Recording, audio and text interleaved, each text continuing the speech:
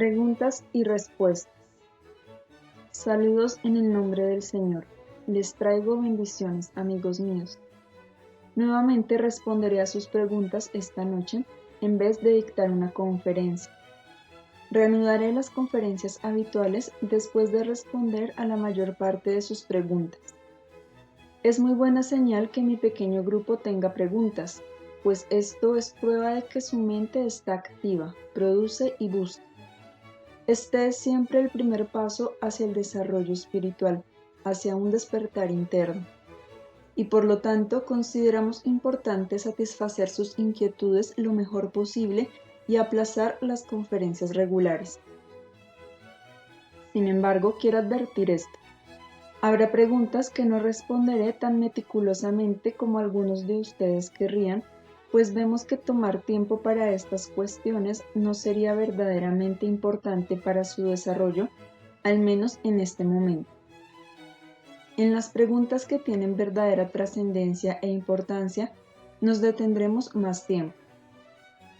También deseo informarles que planeo una nueva serie de conferencias después de que estas preguntas o algunas nuevas que pudieran surgir se hayan respondido. Esta serie representará un curso de desarrollo. Muchos amigos que vienen aquí desean con sinceridad progresar espiritualmente y no saben bien cómo empezar ni qué hacer. Me refiero a los amigos que no acuden a sesiones privadas.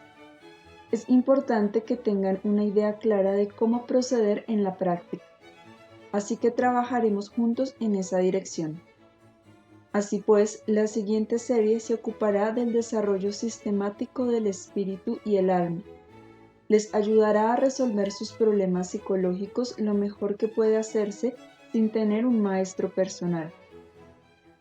Les mostraré exactamente cómo proceder. Entre una cosa y otra, podría impartirles una sola conferencia sobre un tema específico, como lo he hecho en el pasado. Al principio podría parecerles que esa conferencia no tiene nada que ver con este curso de desarrollo, pero a la postre descubrirán que sí tiene una estrecha relación con él. Antes de ocuparme de sus preguntas, me gustaría decir que reconozco en esta habitación un corazón triste. Hay algunas personas aquí que tienen problemas. Hay aquí una tristeza muy específica. Todos los tipos de tristeza o pesar solo pueden existir porque ustedes, los seres humanos, desconocen la perfección de la creación, la perfección de la ley divina. Y cualquier cosa que pase debe ser para bien. A la larga debe resultar en una solución feliz. Esta es la manera en que se hace la ley divina. Así, donde quiera que haya tristeza o pesar o desarmonía, estos solo pueden existir debido a su ignorancia.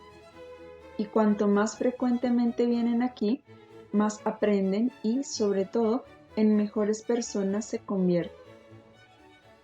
Cuanto más se desarrollen espiritualmente, más se alzará la cortina y más cuenta se darán de que no hay ninguna causa de tristeza. No existe nada que pueda separarlos de Dios y de todos aquellos a quienes aman, no importa lo que pueda pasar ahora. La verdad real, la verdad absoluta, solo puede darles motivos de regocijo. Sé que es difícil que entiendan esto, y si pueden entenderlo es solo en su intelecto, donde quizás puedan asir esta verdad. Pero tendrán que llegar a conocer esta verdad en su ser más íntimo, para que la sientan de la cabeza a los pies sin ninguna duda en su mente, sin ninguna duda. Y si todavía no han alcanzado esta meta, ya saben lo que tienen que hacer. Si llegan a su vida la tristeza o la decepción o cualquier falta de comprensión, la razón es que tienen que usar estos eventos para subir otro escalón más. Y ahora, amigos míos, estoy listo para sus preguntas. Pregunta: ¿está bien si hacemos primero las preguntas sobre Pistis Sophia? Respuesta: sí. Sugiero que hagan primero las preguntas sobre Pistis Sophia y luego nos ocupemos de las otras preguntas generales que tienen hasta donde se pueda esta noche. Pregunta: ¿Es el plan o el esqueleto de Pistis Sophia acerca de las esferas un concepto fáctico o un concepto gnóstico, la división de los diferentes mundos, de lo inefable a la oscuridad exterior? Si no, no tiene sentido profundizar mucho en la discusión. Respuesta. Déjame responderlo así. Hablando en términos muy generales, es correcto con desviaciones menores, con errores y omisiones menores. Quiero decir que hay más y parte de él es un poco diferente, pero en su conjunto es bastante correcto. Pero los nombres, desde luego, no son necesariamente los que usamos. Nosotros, en el mundo espiritual, tenemos un lenguaje de imágenes, como ya lo sabes. Nosotros no prestamos demasiada atención a los nombres reales, pero en su esencia, en su significado, es más o menos correcto.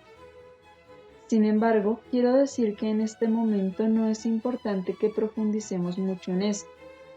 Tal vez, amigo mío, cuando hayas terminado tus conferencias sobre Pistis Sophia, te daré en un momento o en otro un poco más de información sobre este tema. Pregunta. ¿Por qué necesitó Jesús la reinvestidura de sus ropajes de gloria? Hay 3, antes de poder hablar abiertamente cara a cara a los discípulos. Respuesta. Todos ustedes saben, amigos míos, que los objetos espirituales, ya sean paisajes, ropa o cualquier otra cosa, siempre les parece tan increíble a los seres humanos que todo esto existe en el espíritu o en la materia sutil, son solo una expresión del estado de ánimo o del estado de cosas. Estos objetos no son, como podrían ustedes pensar, solo símbolos que expresan un significado para ustedes, los seres humanos, sino todo lo contrario. Los objetos de ustedes, cualesquiera cosas que tengan aquí en esta esfera terrenal, no son más que símbolos de lo que existe en el mundo espiritual. En otras palabras, es al revés. Ahora, debido a la serie de conferencias que he dado sobre la caída y la salvación, comprenderán que Jesús, cuando vino a la esfera terrenal y fue después a las esferas de la oscuridad, tuvo que hacerse en cierto sentido como otros humanos. Tuvo que dejar atrás, por decirlo así, mucho de su conocimiento. Pese a ello, es tan grande ese conocimiento que una cantidad considerablemente mayor se quedó con él que con cualquier otro ser. Con todo, no pudo llevarse consigo su conocimiento más grande, el último, su luz. Ahora bien, estos ropajes son la expresión, los símbolos podrían decir ustedes, de su conocimiento, su gloria y su exaltación, que él no podía llevarse consigo mientras lidiaba con la esfera terrenal y las esferas inferiores en relación con su tarea. Como fácilmente me entenderán ahora, de habérselos llevado consigo, su tarea de salvación no habría podido cumplirse. Solo después de terminada la tarea pudo regresar y reasumir su estado anterior de suma perfección o reasumir lo que había dejado atrás. Y solo entonces pudo regresar a él el conocimiento pleno. El mismo principio rige cuando los seres superiores del mundo de Dios visitan ocasionalmente a las criaturas que habitan esferas de menor luz y desarrollo con el fin de ayudarlos. Cuando se manifiestan, se aparecen a estos seres no como los ángeles de Dios que son, sino que tienen una apariencia exterior similar a la de aquellos que visitan. Con raras excepciones, y estas excepciones existen también, no se manifestarán en toda su gloria, en su luz, en su belleza, que también significa la belleza de los ropajes espirituales. A menos que se tomen medidas especiales con propósitos también especiales, en el momento en que los seres superiores descienden a mundos más oscuros, su aspecto automáticamente se modifica y asimila los aspectos del ambiente. A través de este proceso, parte del conocimiento se queda atrás. No todo, pero sí una parte. Tiene que ser así por la sencilla razón de que si los seres menos desarrollados vieran a un espíritu obviamente superior, un ángel por ejemplo, sin la menor duda se irían con él y los seguirían. Estas criaturas obviamente no son felices y buscan la salvación, y al igual que ustedes los humanos, desean la salvación por medios externos. Dirían, este es un ángel de Dios y por lo tanto esto es bueno. Pero la salvación real solo puede residir en el autorreconocimiento y la autopurificación, en cualquier mundo en el que vivan. Por lo tanto, un ser tiene que aprender primero que nada a discriminar independientemente, a pensar y escoger libremente por su propia voluntad. No puede hacer esto si existe la influencia de una aparición gloriosa. Y esta es la razón por la que, por ejemplo, también en esta esfera terrenal viven juntas personas de un desarrollo más alto y más bajo, con todas las gradaciones intermedias, sin tener ninguna marca exterior que indique su posición espiritual. Las personas tienen que aprender a hacer sus propias elecciones en cuanto a qué influencia están dispuestas a aceptar, sopesando los significados de las diversas influencias. La elección tiene que hacerse libremente por medio de la discriminación apropiada e independiente. Como dije, hay casos en que un ángel de Dios puede manifestarse en su mundo, así como en el más allá, pero estas son situaciones específicas que justifican estas medidas. Sin embargo, como regla, siempre que un ser superior se manifiesta a seres de desarrollo inferior, se muestra en su aspecto exterior como esos seres por razones muy buenas. Y fue el mismo principio con Jesús antes de que terminara su tarea. ¿Está claro? Sí. Pregunta: ¿son los discípulos de Jesús poderes que no tienen que reencarnar otra vez y representan en forma simbólica aspectos psicológicos de tipos humanos? Respuesta: hay dos preguntas aquí. A la primera respondo: hay algunos entre los discípulos que no tienen que regresar más y otros que sí tienen que hacerlo, pero ahora están muy altamente desarrollados y tienen grandes tareas que cumplir en esta tierra. Les ruego explícitamente, amigos míos, que no me pregunten cuáles de los discípulos ya no tienen que reencarnar y cuáles podrían estar vivos ahora. Tengo muy buenas razones específicas para no querer hablar de esto, y no es importante para su desarrollo que lo sepan. En lo que se refiere a los aspectos psicológicos, me gustaría decir esto. Toda la Biblia, tanto el Viejo como el Nuevo Testamento, puede interpretarse en muchos niveles. El nivel más bajo sería el histórico. Hay, desde luego, muchos errores y muchas omisiones históricas, lo cual es de esperarse. Luego está el nivel de la espiritualidad y el simbolismo, el nivel que podrían llamar metafísico. Y está también, y este es quizás el más útil para los seres humanos en su estado actual de desarrollo, el nivel psicológico. Todo lo que se menciona en las Sagradas Escrituras también tiene este nivel, además de los otros.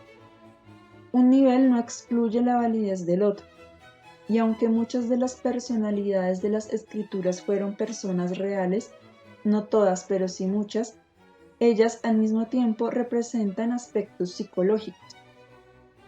Por la existencia simultánea de estos distintos niveles, las Sagradas Escrituras son un documento magnífico, sobresaliente y único.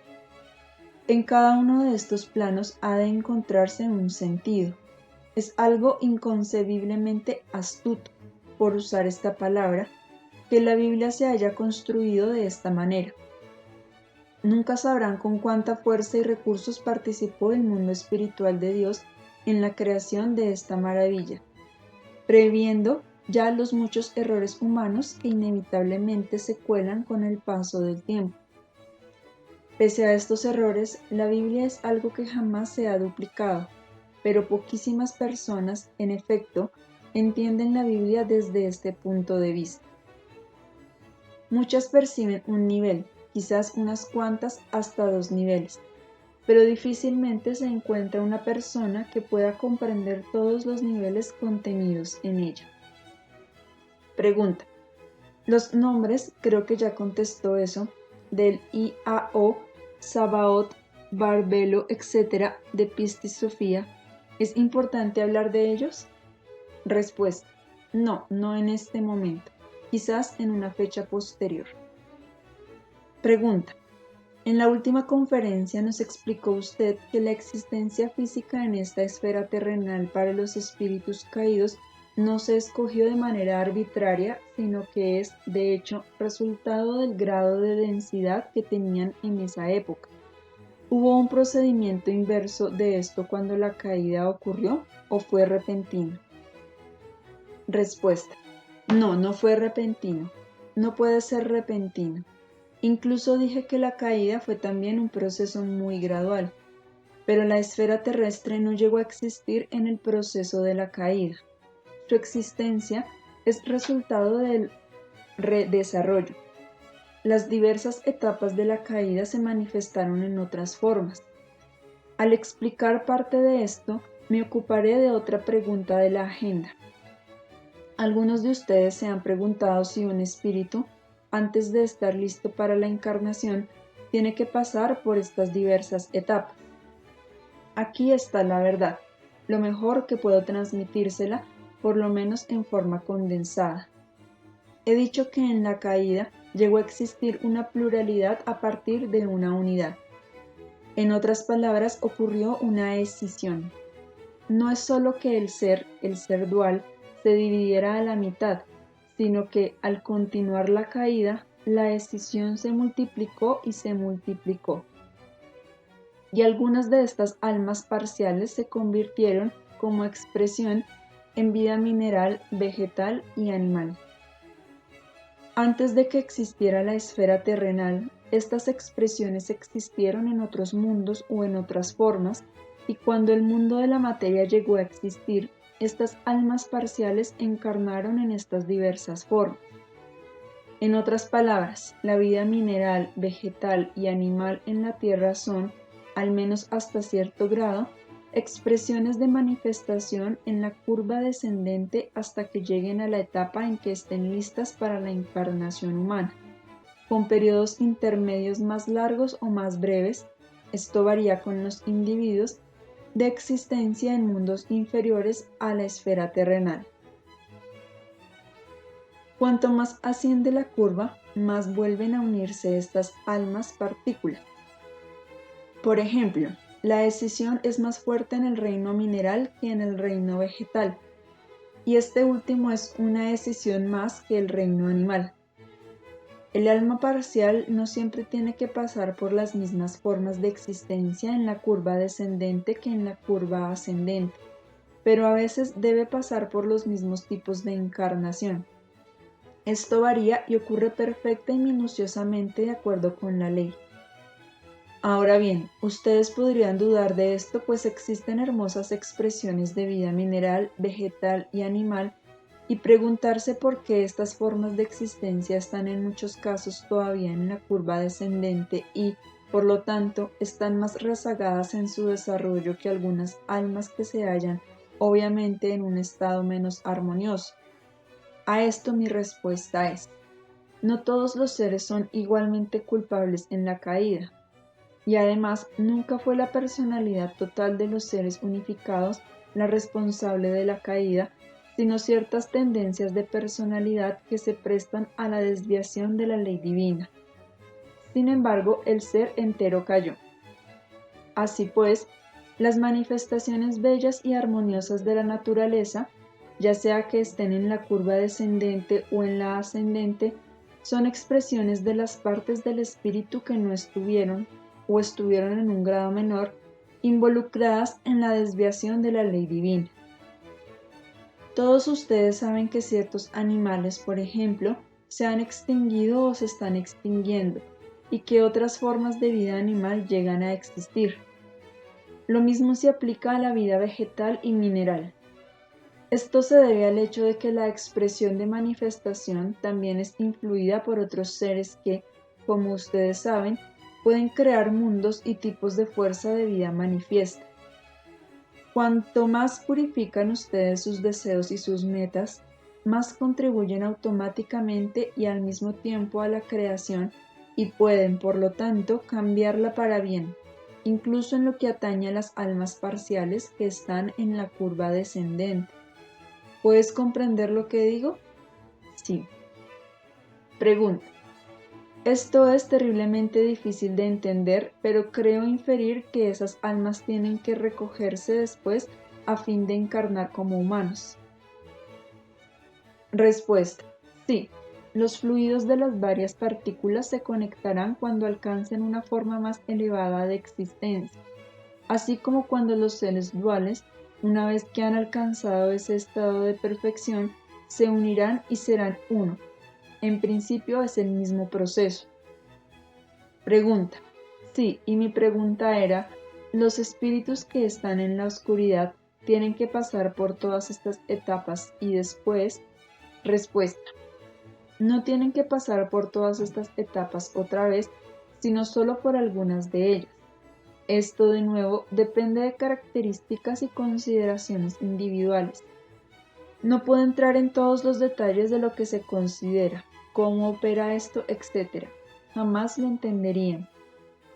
Pregunta.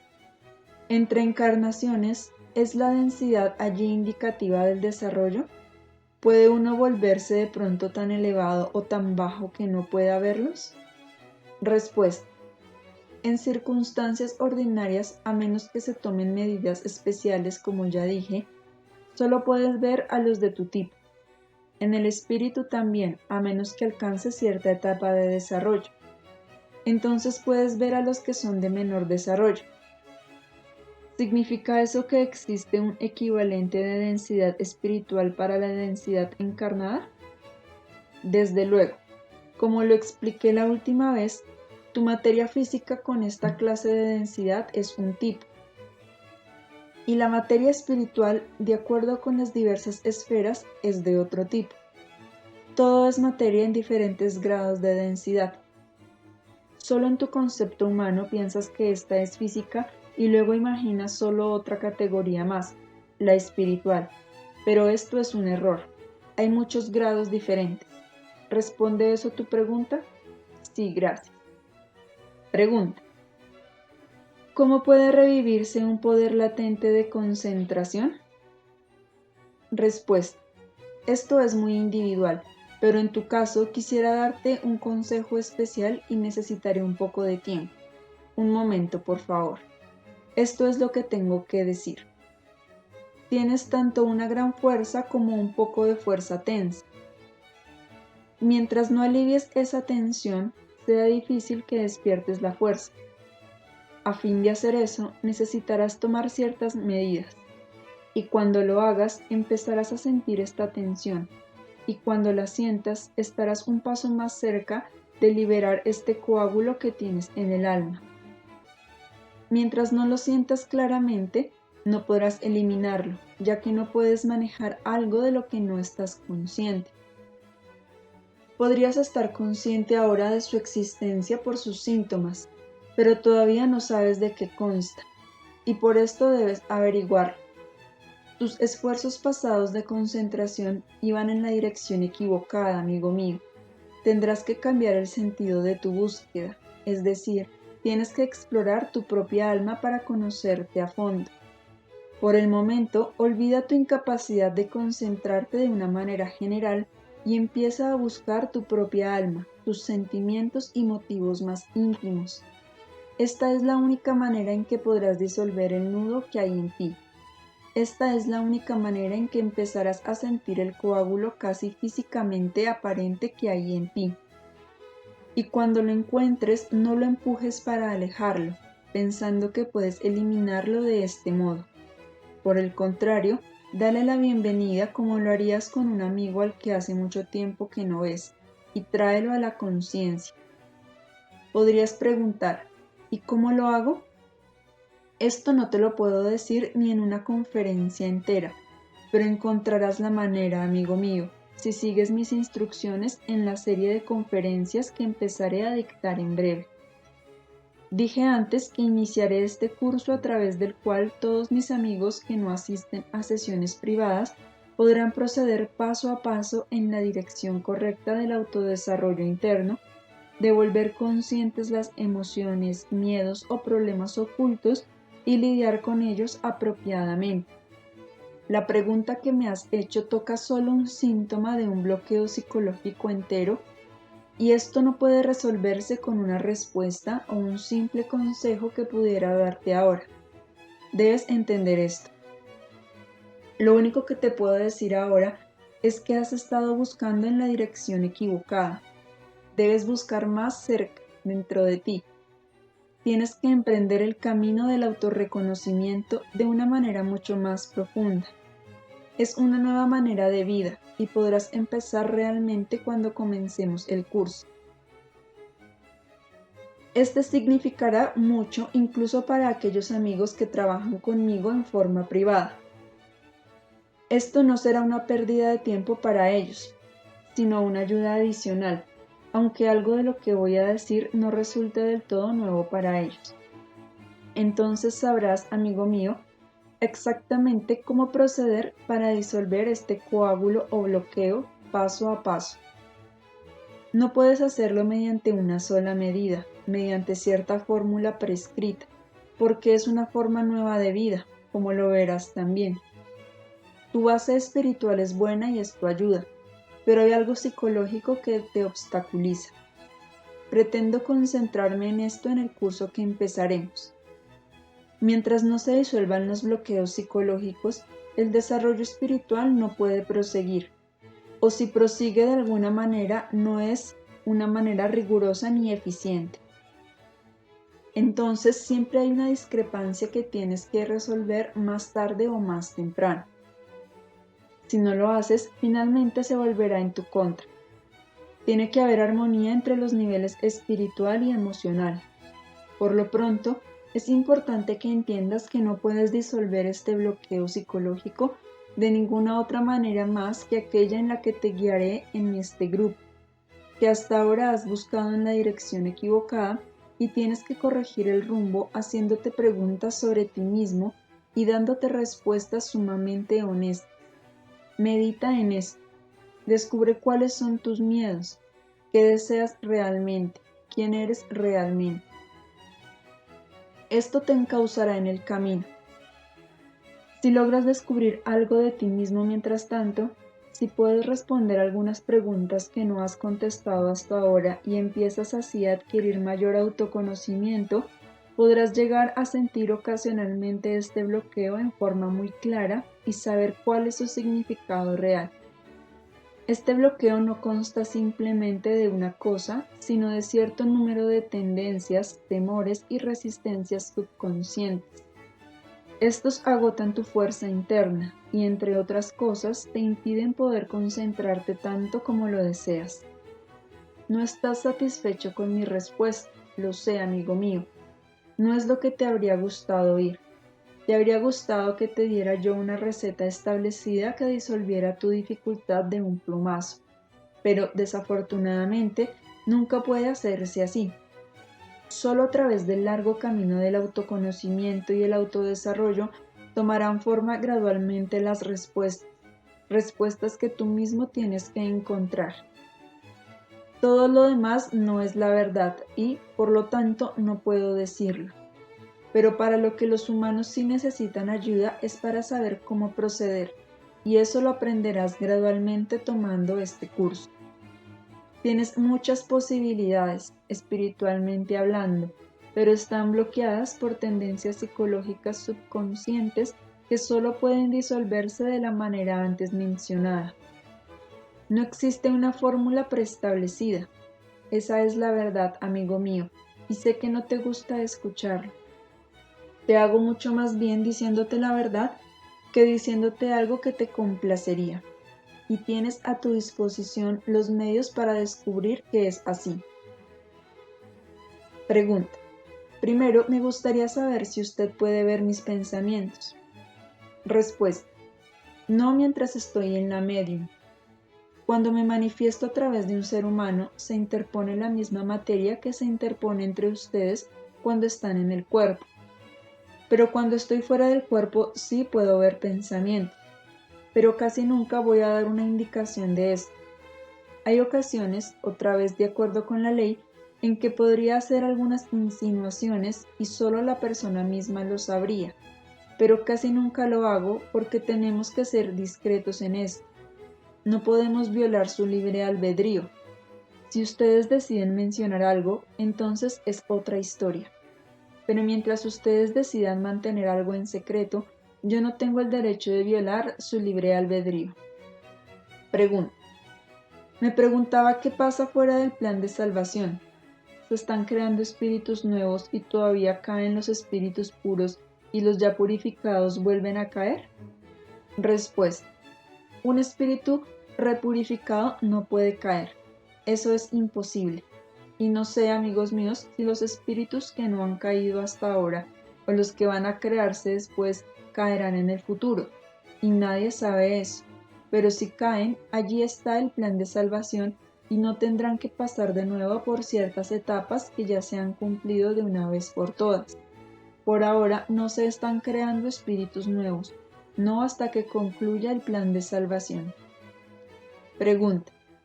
¿Quiénes son mayoría actualmente, los espíritus puros o los caídos? Respuesta. Realmente no hace falta que lo sepas. Pregunta. El libro del Éxodo dice que se indicó a la gente que recogiera maná solo para un día y el sábado para 2 días. Si recogían para 2 días en cualquier otro día que no fuera sábado, se pudriría, pero en el sábado no. ¿Cuál es el significado de esto? Respuesta. El maná es el símbolo de la fuerza espiritual, la verdad espiritual, la bendición divina, todo el material que necesitas para progresar espiritualmente, para encontrarte a ti mismo y a Dios. Con las personas de las mejores intenciones, los trabajadores más diligentes del viñedo de Dios, lo más importante es el sentido de la oportunidad, la distribución correcta, por ejemplo, de las fuerzas activas y pasivas. Pronto les ofreceré una conferencia sobre este tema. Ambas fuerzas tienen que utilizarse armoniosamente en el alma humana para que cada una cumpla su función en forma apropiada. Con frecuencia, un lado de su naturaleza tiende a ser hiperactivo de la manera incorrecta, mientras que su otro lado es excesivamente pasivo, también de la manera equivocada. Cuando están espiritualmente activos, tienden a acumular la fuerza que podrían necesitar para el día de mañana, o el conocimiento que podrían necesitar para el día de mañana. Esto no puede hacerse. El texto que citaste dice, con palabras diferentes, que tienes que vivir en el momento, o lo que ustedes llaman el eterno ahora.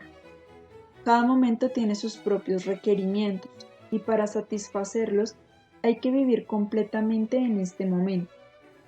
También dice, no deben comer más de lo que pueden masticar en el momento presente. Sin embargo, sí necesitan una pequeña reserva en ciertos momentos para los periodos en que no pueden hacer acopio de fuerzas para tener actividad interior o exterior. El sábado, como saben, significa, entre otras cosas, el día de inactividad, el día de descanso. En la vida, todas las personas tienen que pasar por periodos en los que no pueden reunir la fuerza para ser activas. Están cansadas, tienen que descansar. Y esto también puede ser bueno espiritualmente. Todo lo que se absorbe en el periodo de actividad tiene que asimilarse en el periodo de pasividad. Y para estos momentos necesitan una pequeña reserva, pero normalmente, si sienten toda la fuerza de la vida activa, espiritual, física y emocionalmente, en todos los niveles, es imposible que acumulen. Los seres humanos suelen hacer eso, de nuevo en todos los niveles. Están tan ansiosos, tan llenos de miedo que no confían en Dios, no confían en que la armonía de su ser más íntimo se adaptará al plan de la ley divina, fluirá con la corriente. Creen que tienen que ocuparse del futuro. Con esto no quiero decir que deban ser descuidados, ningún extremo es bueno, pero vivan en el ahora y aprovechen al máximo cada momento. Entonces su maná estará siempre fresco y les será dado de nuevo todos los días. Y simplemente porque viven de esa manera, cuando llegue el siguiente periodo pasivo, cuidarán con tranquilidad de lo que ha crecido tan bellamente durante el periodo activo. Instintivamente intuirán que han recibido lo suficiente, pero esto sucederá solo cuando vivan en armonía con el movimiento de las corrientes activas y pasivas de su vida personal, solo cuando hayan refinado sus sentidos internos tanto que sientan claramente lo que significa cada periodo, el activo o el pasivo, el día de la semana o el sábado. Esta analogía se aplica también a la duración de los periodos. Los activos tienen que ser más largos que los pasivos, aunque estos últimos siempre tienen que repetirse regularmente. Pregunta. La ley dice que hay que renunciar a lo que se desea ganar. ¿Cómo podemos estar seguros de que hemos renunciado tan completamente que la idea de la ganancia no está oculta en algún lugar como motivo subconsciente? Respuesta. El hecho de que preguntes y pienses en esta cuestión ya es el primer paso para asegurarte de que estás en el buen camino. Siempre hay que estar vigilantes de estos motivos ocultos. Ponte a prueba, revísate todos los días en tu rato de oración, meditación y revisión diaria cuando surja algo así. Aquí está mi ego de nuevo. Tengo que renunciar a mi deseo de ser reconocido por los demás, o lo que sea. Luego pregúntate, ¿estoy verdaderamente dispuesto a renunciar a mi deseo o lo hago porque espero ganar algo? En otras palabras, ve si la verdad es que no puedes renunciar a tu deseo para nada. Si de verdad quieres conocer la verdad acerca de ti, siempre puedes descubrirla. Se trata solo de si realmente deseas saber la verdad sobre ti o no. Si no estás dispuesto a enfrentarte a ti mismo con la verdad y más bien crees que vives y sientes y piensas en este sentido o en otro de acuerdo con la ley, entonces no encontrarás la verdad. Pero si te das cuenta de eso es mucho mejor. En efecto, es la única manera de reconocer tu incapacidad presente de renunciar a algo. Es la única manera, por ejemplo, de aceptar tu imperfección en este respecto con humildad, pero con el deseo sincero de poder cambiarla, dándote cuenta de que necesitas tu propia buena voluntad para hacerlo, tu propia y constante autohonestidad y de cuánto te desvías todavía del rumbo correcto. Date cuenta al mismo tiempo de que no puedes hacerlo sin la ayuda de Dios, la cual debes pedir específicamente cada vez que reconozcas tu incapacidad en este o en cualquier otro sentido. El conocimiento de que todavía no renuncias a lo que quieres ganar, aunque una parte de ti lo desee, es la mejor medicina. Si puedes reconocer eso una y otra vez y luego pides a Dios que te ilumine, que te dé fuerzas y una mayor comprensión, que te ayude a desear con cada partícula de tu ser purificar tus motivos, entonces a la postre lo lograrás poco a poco.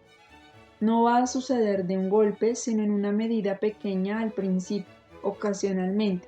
Y si al transcurrir el tiempo tú no cejas en tus esfuerzos, que jamás deberán ser tensos, te será más fácil y finalmente será tu reacción natural.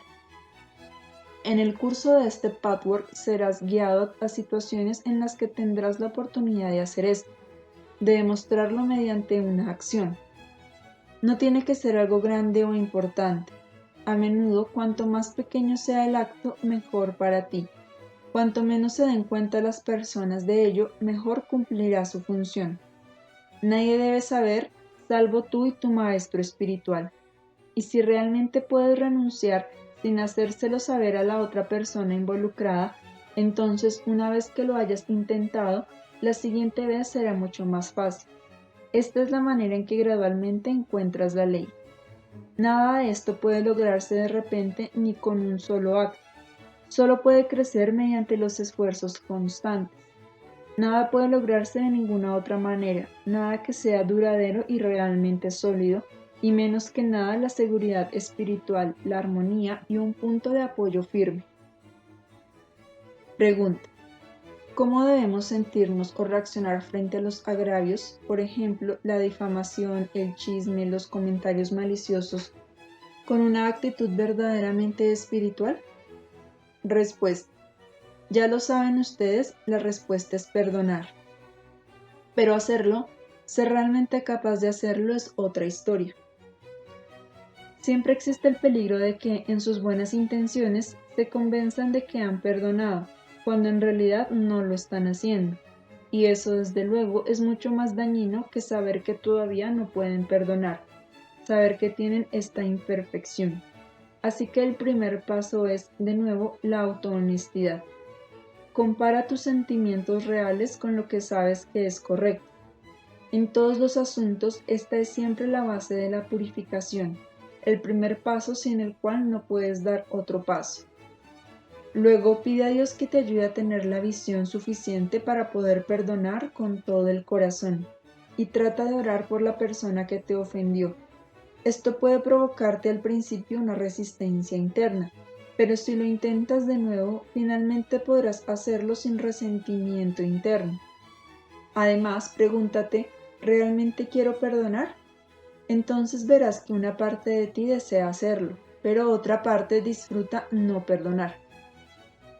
Si reconoces eso, tendrás una pista adicional acerca de la verdad de tu naturaleza inferior, y este es un conocimiento invaluable en el camino de la purificación.